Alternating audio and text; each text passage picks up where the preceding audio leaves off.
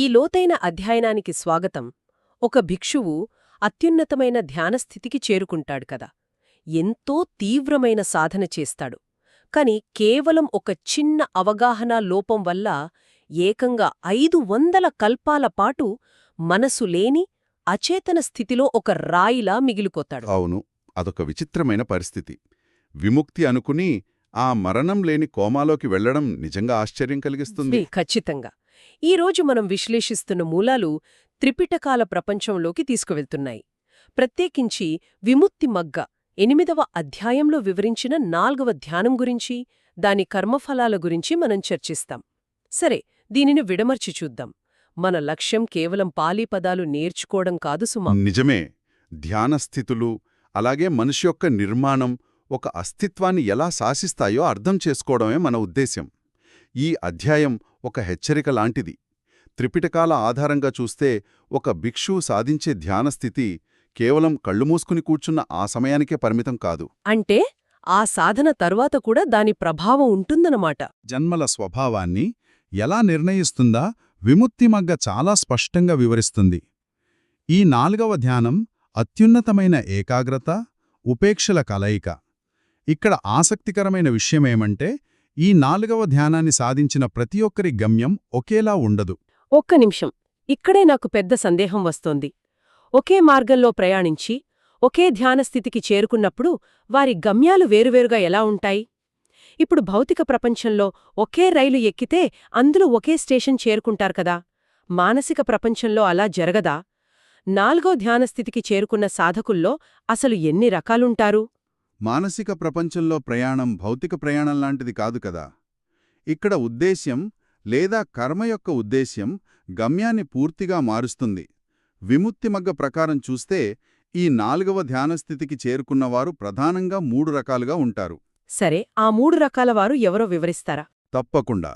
మొదటివారు పుథుజ్జన, అంటే సాధారణ వ్యక్తి. వీరు 4వ ధ్యానంలో ప్రావీణ్యం పొందితే మరణానంతరం వేహప్పల అనబడే అత్యంత దీర్ఘకాలికమైన ఉనికిలో దేవుడుగా జన్మిస్తారు. ఇది వారి ఏకాగ్రతకు దక్కే ఫలం అన్నమాట. ఓహో, వేహప్పల దేవుడిగా జన్మిస్తారా? సగై, ఇది సాధారణ వ్యక్తికి లభించే ఫలితం కదా. మరి 2వ మరియు 3వ రకం వారెవరు? వారి గమ్యాలెలా ఉంటాయి? 2వ రకం సాధకులు చాలా విభిన్నమైనవారు. వీరు విరక్తి చెందిన సాధారణ వ్యక్తులు. వీరి ప్రయాణంలో మనసు వలనే సమస్యలన్నీ వస్తున్నాయని ఒక విపరీతమైన నిర్ణయానికి వస్తారు. అంటే మనసును పూర్తిగా తప్పుబడతారా? అవును. అందువల్ల వీరు గ్రహింపులేని స్థితిలో, అంటే అసన్యసత్త అనే స్థితిలో జన్మిస్తారు. ఇక 3వ రకం వారు సావక, అంటే శ్రావకుడు లేదా శిష్యుడు. సరైన శ్రద్ధ కలిగిన వీరు వేహప్పల దేవుడుగానో లేదా అప్పటికే అనాగామి స్థితికి చేరి ఉంటే శుద్ధావాస అనబడే అత్యున్నతమైన శుద్ధ నివాసాలలోనో జన్మిస్తారు. అద్భుతం. ఇక్కడ ఒకే ధ్యానం, కాని వారి అంతర్గత ప్రత్యవేక్షణ దాన్ని 3 వేర్వేరు భౌతిక మరియు అభౌతిక లోకాలకు దారితీస్తుందన్నమాట. ఒకే 4వ ధ్యానం, కాని దానికి జోడించే శ్రద్ధ వల్ల ఫలితాలు ఇంత తీవ్రంగా మారుతాయి. ఒకరు ఉన్నత లోకాలకు వెళ్తే మరొకరు గ్రహింపులేని అచేతన స్థితికి వెళ్తున్నారు. ఈ 2వ రకం సాధకుడు అసలు ఆ గ్రహింపు లేని స్థితిని, ఆ అసన్యసత్తని ఎందుకు కోరుకుంటాడు? ఈ 2వ రకం సాధకుడి మనస్తత్వం చాలా గంభీరమైనది, అదే సమయంలో విషాదకరమైనది కూడా. త్రిపిటకాలలో, ముఖ్యంగా విభంగ మరియు విముక్తి మగ్గ గ్రంథాల ప్రకారం ఇక్కడ మనం ఒక విషయాన్ని గమనించాలి. అదేమిటో చెప్పండి. ఒక భిక్షువు తన సాధనలో అత్యాశ, ద్వేషం, భ్రాంతిలాంటివి ఎందుకు ఉద్భవిస్తున్నాయో లోతుగా విశ్లేషిస్తాడు. అవన్నీ ఈ మనస్సు ఉండటం వల్లనే కలుగుతున్నాయని గ్రహిస్తాడు. మనస్సు ఉన్నప్పుడే భయాలు, దుఃఖాలు, స్పందనలు ఉంటాయని వారు అనుకుంటారు. అంటే ఈ సాధకుడు బాధలకు మూలాన్ని అన్వేషిస్తూ వెళ్ళి చివరికి మనసే ఆ బాధలకు కేంద్రమనే నిర్ణయానికొస్తాదన్నమాట. వ్యాధిని నయం చేయడానికి బదులుగా ఆ వ్యాధికి ఆధారమైన దాన్నే పూర్తిగా తొలగించాలనుకుంటున్నాడు. ఇదొక ప్రమాదకరమైన విరక్తిలాగా కనిపిస్తోంది. అవును, అదొక తీవ్రమైన అపోహ. కాని ఒక్క నిమిషం, ఇక్కడ నాకు అర్థం కాని విషయం ఒకటుంది. అసలు మనసు లేకుండా ఒక ప్రాణి ఎలా ఉంటుంది? అది నాకేమాత్రం అర్థం కావటం లేదు. స్పృహ లేదా మనసు లేకపోతే అది కేవలం ఒక రాయి లేదా చెక్క ముక్కలాంటిది కదా. ప్రాణమనే పదానికక్కడ అర్థమేమిటి? మీరడిగింది చాలా సబబైన ప్రశ్న. ఈ సంక్లిష్టమైన ప్రక్రియను పాలీ గ్రంథాలలోని ఫుట్నోట్ 317 చాలా సూక్ష్మంగా వివరిస్తోంది. ఈ సాధకుడు మరణించే సమయం ఆసన్నమైనప్పుడు వారిలోని చ్యుతిచిత్త అంటే మరణ సమయపు మనస్సు లేదా ఒక అస్తిత్వాన్ని విడిచిపెట్టే క్షణంలో ఉండే చివరి మనస్సు పూర్తిగా ఆగిపోతుంది. చుట్టిచిత్త ఆగిపోతుందా? సాధారణంగా అది తదుపరి జన్మకు దారితీయాలి కదా? అవును, సాధారణంగా చ్యుతిచిత్తం తదుపరి జన్మకు మానసిక తరంగాలను పంపుతుంది. కాని ఇక్కడ ఈ భిక్షువు తన తీవ్రమైన ప్రతిభేక్షణ ద్వారా ఆ మనస్సును నిరోధిస్తాడు. దీని ఫలితంగా తదుపరి జన్మలో వారికి మనస్సుండదు, కేవలం భౌతిక రూపమైన రూపకంద మాత్రమే మిగులుతుంది. అంటే స్పృహలేని స్వచ్ఛమైన భౌతిక ఉనికి అన్నమాట. ఇది నమ్మశక్యంగా లేదు. మనస్సు ఆగిపోయినా భౌతిక ఉనికి ఎలా కొనసాగుతుంది? దానికి ఇంధనం ఏమిటి? ఆ అచేతన దేహాన్ని నడిపించే ఇంధనం వారి గత కర్మల యొక్క శక్తి. ఉదాహరణకు, ఒక గడియారానికి కీ ఇచ్చి ఒక ఖాళీ గదిలో వదిలేస్తే అది తనంతట తానుగా ఎలా పరిగెడుతుందో, అలాగే ఈ రూపకంద కేవలం ఆ సాధకుడు 4వ ధ్యానంలో సంపాదించిన అపారమైన కర్మశక్తి వల్ల ఉనికిలో ఉంటుంది. అంటే అది బతికి ఉంటుంది, కాని గ్రహించదు, అక్కడ మనస్సుండదు. సరిగ్గా చెప్పారు. ఇది వినడానికి చాలా విచిత్రంగా, అంతుచిక్కని విధంగా ఉంది. దీన్ని ఒక ఉపమానంతో చూద్దాం. సాధారణంగా ప్రశాంతమైన మనసు అనగానే అచ్చు అలలులేని ప్రశాంతమైన సరోవరం లాంటిదనుకుంటాం కదా?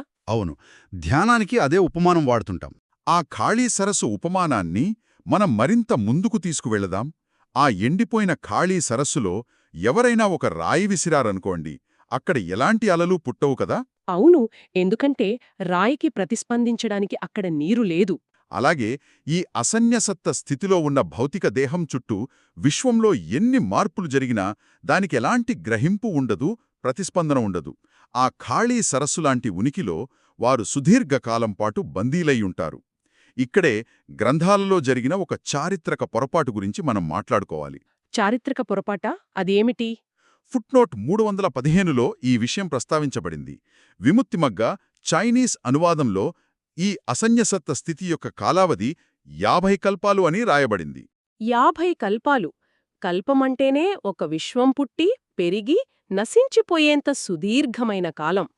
అలాంటిది 50 కల్పాల పాటు ఆ అచేతన స్థితిలో ఎలాంటి స్పృహ లేకుండా ఉండిపోవడమా? ఇది ఊహించడానికే భయంగా ఉంది. నిజానికి అది 50 కల్పాలు కాదు. 50 కల్పాలు అనేది చైనీస్ అనువాదకుడైన సంఘపాల చేసిన ఒక పొరపాటు మాత్రమే. అసలు పాలి సంప్రదాయం, ప్రత్యేకించి విభంగ గ్రంథం ప్రకారం ఆ కాలావధి 50 కల్పాలు కాదు, ఏకంగా 500 కల్పాలు. 500 కల్పాలా? ఒక చిన్న అనువాదలోపం వల్ల ఎంత పెద్ద వ్యత్యాసం వచ్చిందో కదా! అసలు ఆ పొరపాటు ఎలా జరిగింది? ఒక పండితుడు ఇంత పెద్ద తప్పు ఎలా చేస్తాడు? ఇది భాషాపరమైన గందరగోళం వల్ల జరిగింది. పాలి భాషలో పంచస అంటే 50, పంచ అంటే 5. అనువాదకుడి ఈ పంచకప్పసతాని అంటే 500 కల్పాలు అనేదాన్ని చదివేటప్పుడు బహుశా పంచసాగా చదివి 50 కల్పాలుగా పొరపాడి ఉండవచ్చు. ఓహో, పదాల మధ్య ఉన్న దగ్గరి పోలిక వల్ల ఆ తప్పు జరిగిందన్నమాట. అవును, ఇది కేవలం ఒక అంటే తప్పు కాదు.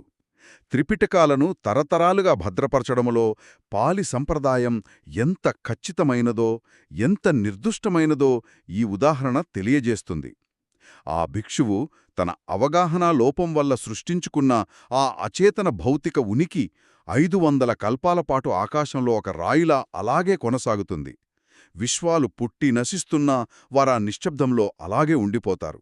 500 కల్పాలపాటు ఆ ఖాళీ సరస్సులో ఉండిపోవడమనేది నిజంగా ఒక విషాదం. మోక్షమని భ్రమపడి ఒక అనంతమైన అచేతన కారాగారంలో తమని తాము బంధించుకోవడం లాంటిది ఇది. సరే, ఇప్పుడు ఈ 4వ ధ్యానం యొక్క స్వభావం గురించి మనం కొంచెం లోతుగా వెళ్ళాలి. తప్పకుండా. మొదటి 3 ధ్యానస్థితుల గురించి అధ్యయనం చేసేటప్పుడు ఆ ధ్యానాలలో సాధకుని యొక్క సాధన స్థాయిని బట్టి తక్కువ, మధ్యస్థ మరియు ఉన్నతమైన ఫలితాలుంటాయని మనం చూస్తాం. అంటే ఒకే ధ్యానంలో కూడా వారి తీవ్రతను బట్టి వారు పొందే ఫలాలు వేరుగా ఉంటాయి. మరి 4వ ధ్యానంలో ఆ వ్యత్యాసాలెందుకు లేవు? దానికి ఒకటే ఫలమెందుకుంటుంది? ఇది ఆ ధ్యాన స్థితుల నిర్మాణానికి సంబంధించిన ఒక లోతైన సాంకేతిక అంశం. మొదటి 3 ధ్యానాలలో స్థూలమైన అంశాలుంటాయి. ఉదాహరణకు, ప్రారంభ ధ్యానంలో ఆలోచన ఉంటుంది, దేనిపైనైనా దృష్టి సారించడం ఉంటుంది. ఆ తర్వాత పారవశ్యం పుడుతుంది, సుఖం కలుగుతుంది. అంటే అవన్నీ ఒక భిక్షువు అనుభూతి చెందే స్థూలమైన మానసిక స్థితులు. అవును, సాధకుడు ఈ ధ్యానాలలో పైకి వెళ్లే కొద్దీ ఈ స్థూలమైన మానసిక ప్రక్రియలను ఒక్కొక్కటిగా వదులుకుంటూ వెళ్తాడు. ఆ వదిలిపెట్టే తీవ్రతను బట్టి ఆయా ధ్యానాలలో తక్కువ, మధ్యస్థ, ఉన్నత స్థితులు ఏర్పడతాయి. అంటే బరువులను ఒక్కొక్కటిగా దించుకుంటూ పర్వతమెక్కుతున్నట్లన్నమాట. కొందరు త్వరగా దించుతారు, కొందరు నెమ్మదిగా దించుతారు. కాబట్టి అక్కడ వ్యత్యాసాలు ఉంటాయి. సరిగ్గా చెప్పారు. కాని 4వ ధ్యానానికి వచ్చేసరికి పరిస్థితి పూర్తిగా మారిపోతుంది. ఇక్కడ వదిలించుకోవడానికి ఆలోచన, పారవస్యం, సుఖం లాంటివేవి మిగలవు. అది అత్యంత సూక్ష్మమైన ఉపేక్ష మరియు ఏకాగ్రత అనే స్థితులకు చేరుకుంటుంది. ఉపేక్ష మరియు ఏకాగ్రత ఇవి ఎంత సూక్ష్మమైనవి! ఇవి ఎంత సూక్ష్మమైనవంటే వాటికంటే సూక్ష్మమైనవి ఇక ఏవీ లేవు. అందువల్ల ఇక్కడి నుండి మరింత సూక్ష్మమైన స్థాయికి వెళ్లడానికి లేదా వదిలిపెట్టడానికి ఏమీ ఉండదు. ఇది ధ్యానపరమైన సూక్ష్మతకు ఒక శిఖరం లాంటిది. ఆ శిఖరానికి చేరాక అక్కడ తక్కువ లేదా ఎక్కువ అనే భేదాలుండవు. ఆ పరిపూర్ణతే అంతిమం.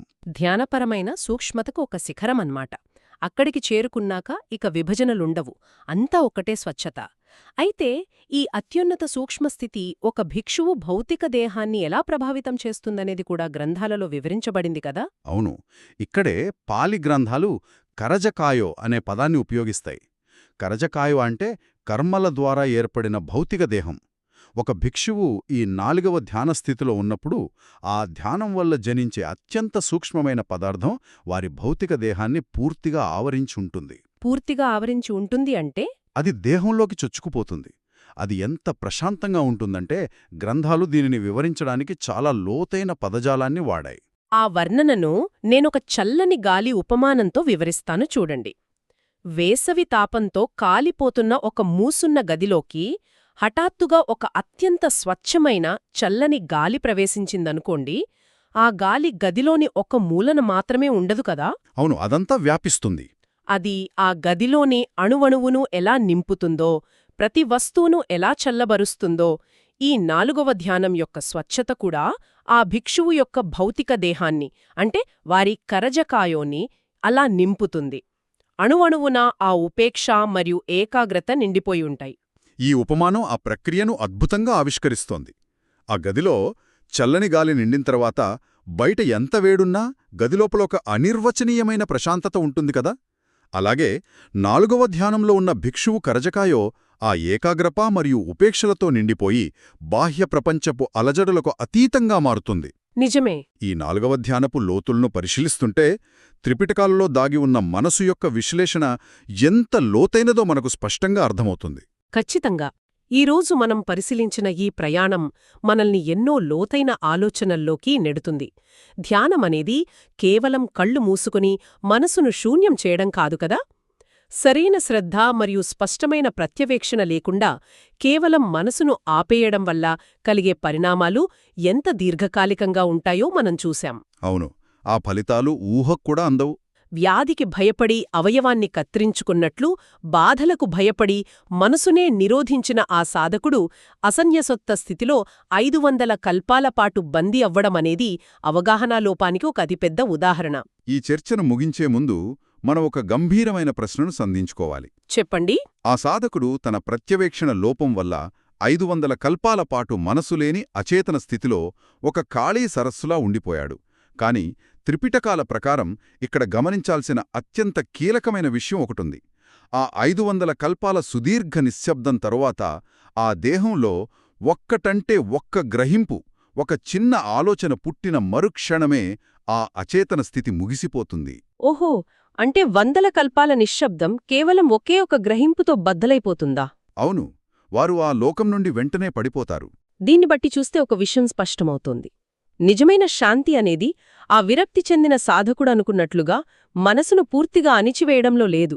మరి నిజమైన విముక్తి ఎక్కడుంది? ఆ మనసును చంపడంలో ఉందా, లేక ఆ మనసు యొక్క స్వభావాన్ని, దాని అనిత్యతను సంపూర్ణంగా అర్థం చేసుకోవడంలో ఉందా? ఇదే అసలైన ప్రశ్న. 4వ ధ్యానంలోని ఆ ప్రశాంతమైన శిఖరాన్ని చేరుకోవాలంటే మనసుని వదిలించుకోవడం కాదు, దాని మూల స్వభావాన్ని తెలుసుకోవడం ముఖ్యమని ఈ త్రిపిటకాలు మనకు బోధిస్తున్నాయి. ఎంతో అద్భుతమైన విశ్లేషణ. శ్రోతలను లోతైన ఆలోచనలో పడేసే ఈ తాత్వికమైన చర్చతోనే ఇవాల్టి ఈ లోతైన అధ్యాయాన్ని మనం ముగిద్దాం. మళ్ళీ మరొక ఆసక్తికరమైన అంశంతో కలుద్దాం.